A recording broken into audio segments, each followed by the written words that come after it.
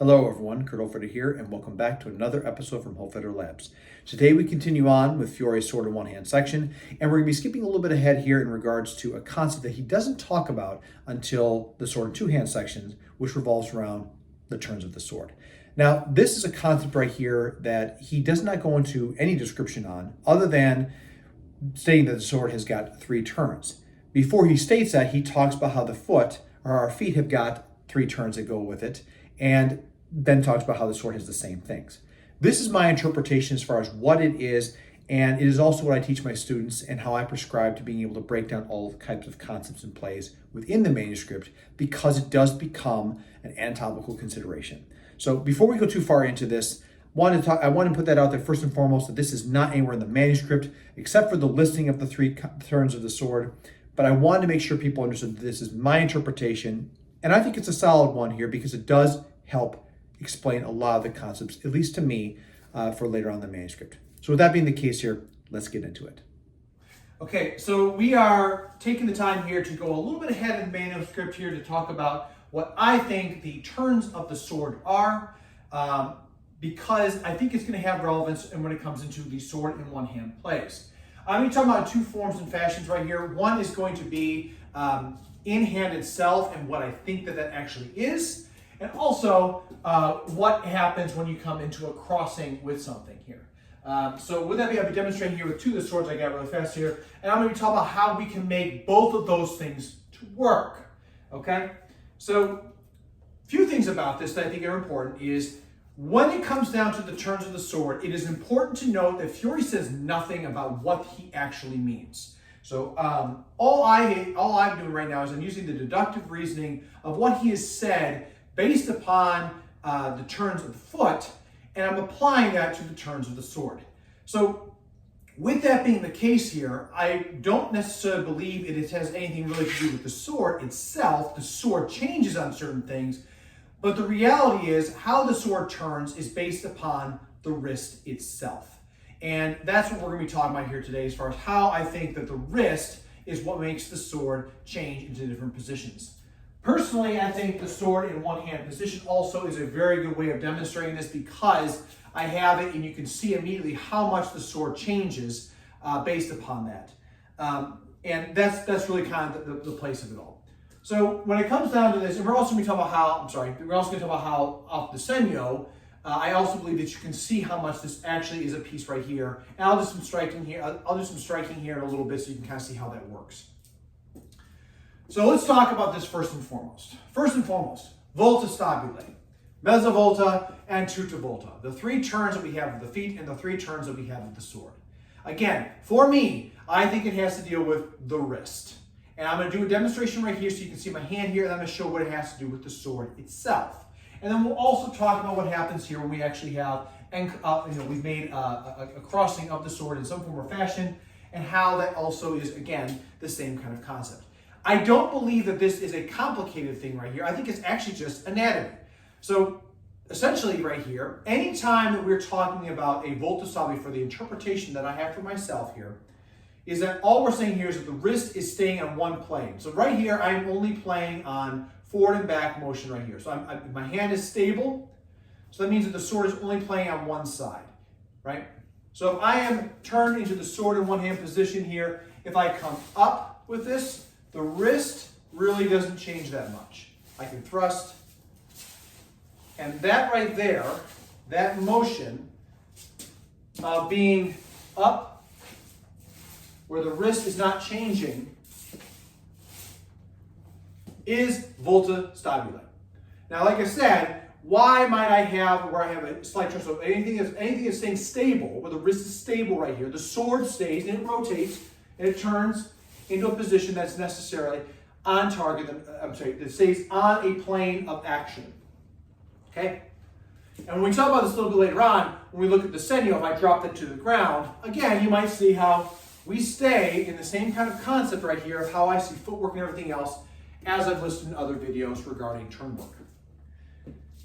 So volta stabile, first and foremost, is I can come up with this, or I could be here and just shoot straight out, right? So my wrist is not really changed. I'm still keeping this motion, this plane. Why I might have to come here and then turn up we're still playing on just using this motion, so we're using half of it. Half of the rotation of our hand, okay? That's the first variant of this. The mezzovolta, the middle turn, I believe is when, so instead of being just on one side, we are not talking about going back and forth like here. Now we are at a half turn. So 180 degrees, right? I can play on either side with this. So in this case right here, this allows where Volta stabile was coming up and keeping the plane right here, right? Now when I have mezzovolta, I can turn up and down with this. So I can have the backward swing coming up and coming right back down. See, this is why I got aids here. So coming up, striking down, up, striking down. So I can come up, I do a half break. So coming here, here's the stable. And then from here, I turn, and I come back over.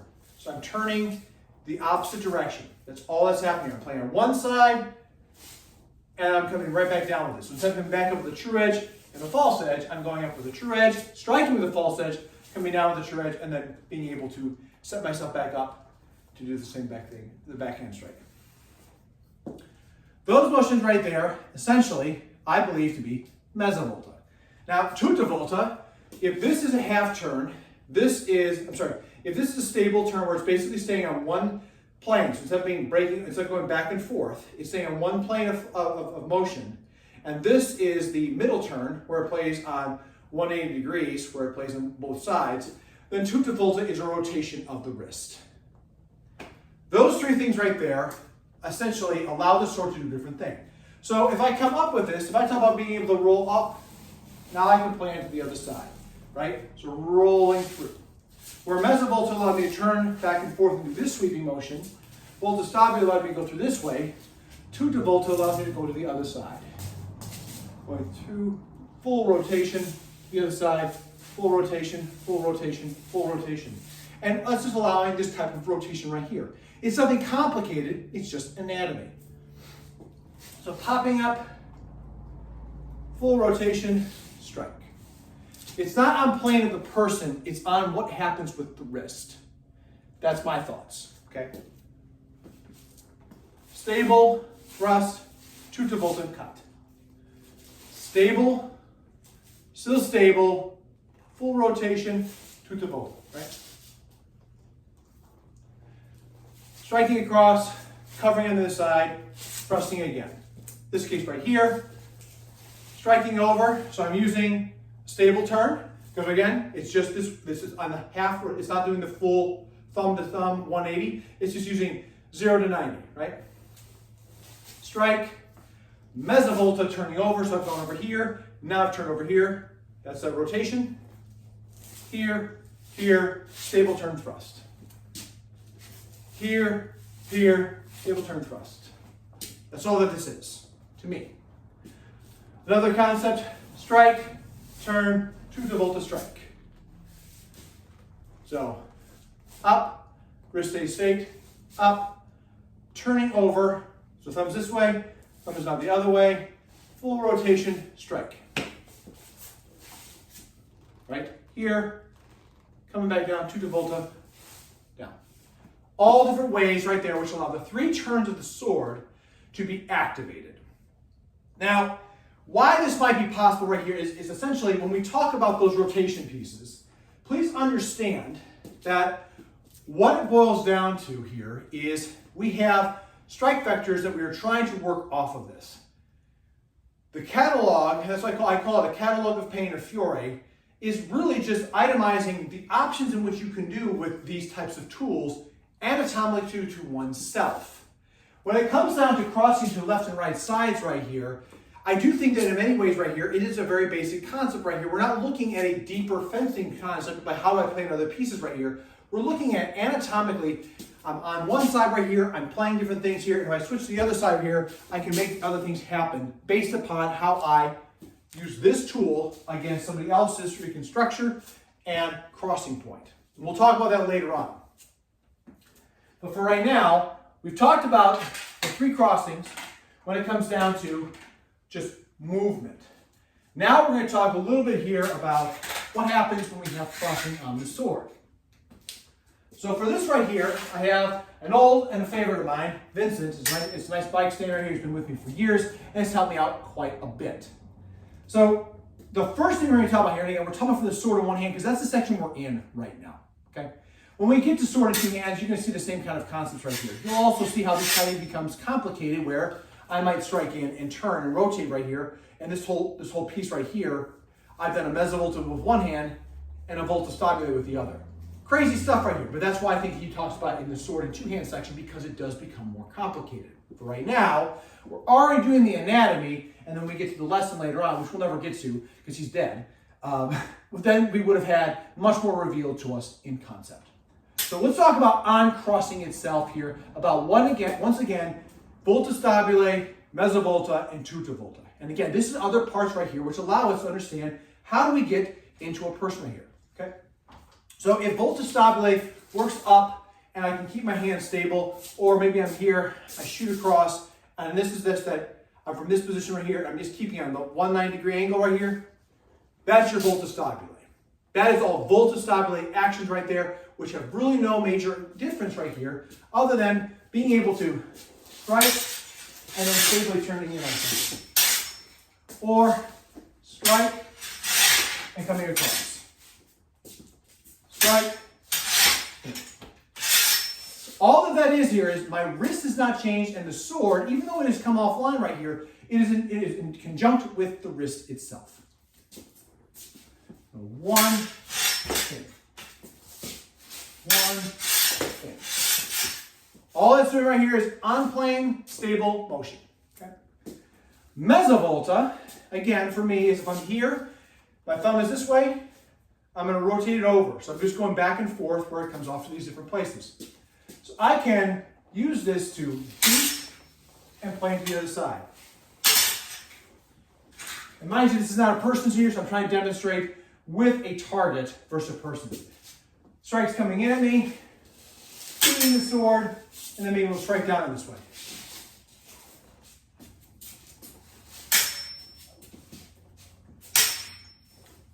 All that right there, and that's one of the plays we'll be talking about later on, where he states, and I find you open, in all ways I find you open. We'll talk about that then. Other concept about this right here is, maybe I've covered right here, the first shot has been, I came over here, and then I came over this side, and then with a stable turn. So, cover one, thumb, cover two. Cover one, they decide to come around, cover two, stable turn.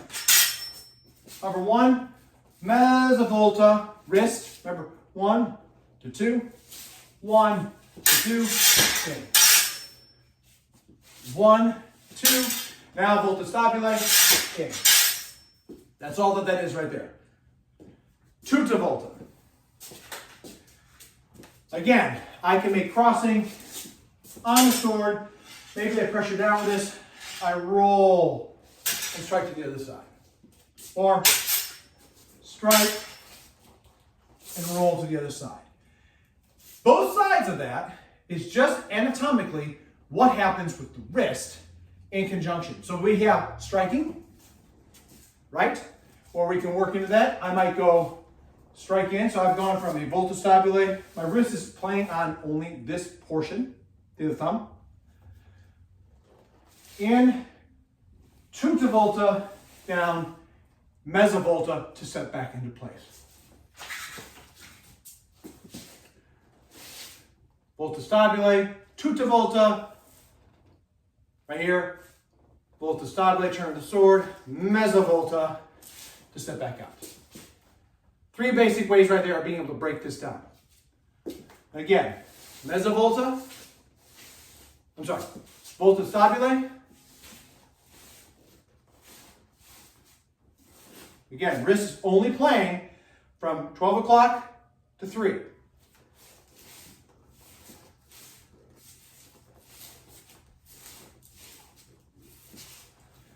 Mezzovolta.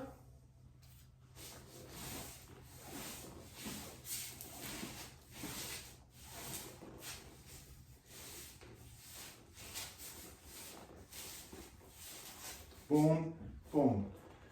6 o'clock, 3 o'clock. I'm sorry, 9 o'clock, 3 o'clock.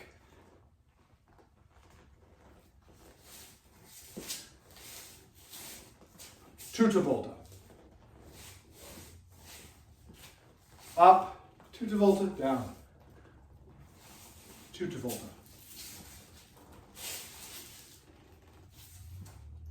And those actions right there are what I believe the 3 turns of the sword to be. They're anatomical considerations. They're not plays on line. There are ways to be able to get to different sides of the line, whether that be your mandrito side or the sinestra side. It does not matter. You are playing in a space right there which allows to get to those areas. So if we break that down anatomically, we get the same shapes and lines as necessary to create those vectors.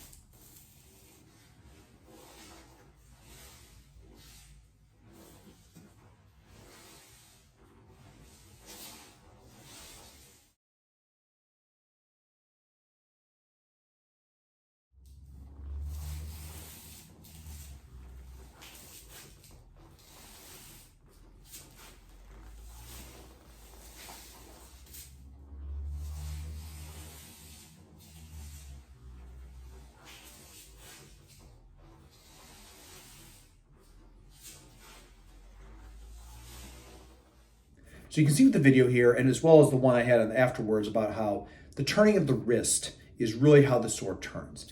That's a big part about why I think this all works. I mean, obviously, it's pretty obvious that you have to use the wrist to turn the sword, and also when you work with the feet, etc. But the point being here is that even though he says it's the turns of the sword, I really believe that he's talking about how the wrist is rotating right here. As you saw with one of the videos right there about how the hands and how the sword was turning in rotation right here, you can see how we get different shapes and concepts that work hand in hand with that, which allow for different strikes to come into pattern. This to me makes a lot of sense, especially when you start talking about like later on with the crossings of the sword, because essentially all we're dealing with right here is how we make those crossings is dependent upon how we make different shapes on the blade.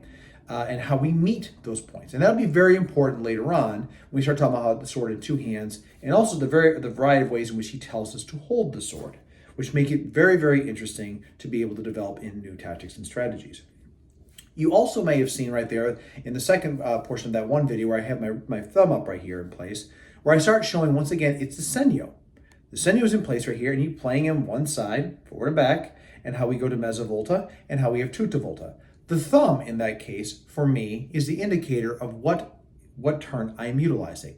Am I going from noon to 3 o'clock or noon to 9 o'clock? Both of those alone, in those own conjunctions, those are volta stabile. Are we going from 9 o'clock to 3 o'clock? Or in this case, noon to 6? In those cases, we're doing mezza volta.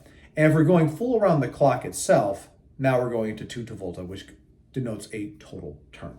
So that's essentially my interpretation of this right here. And again, like I said, in subsequent videos, I'm going to be talking about how not only how we do the turns of the sword, but we're also going to be talking about how the turns of the feet worked in conjunction with that, because you get different shapes. This becomes a lot more dynamic, in my opinion, because you're not talking about fencing, you're talking about being an armsman. You're being a man at arms, which means that you have to contend with threats forward, left, right, back, all over the place, many, single, whatever the case may be.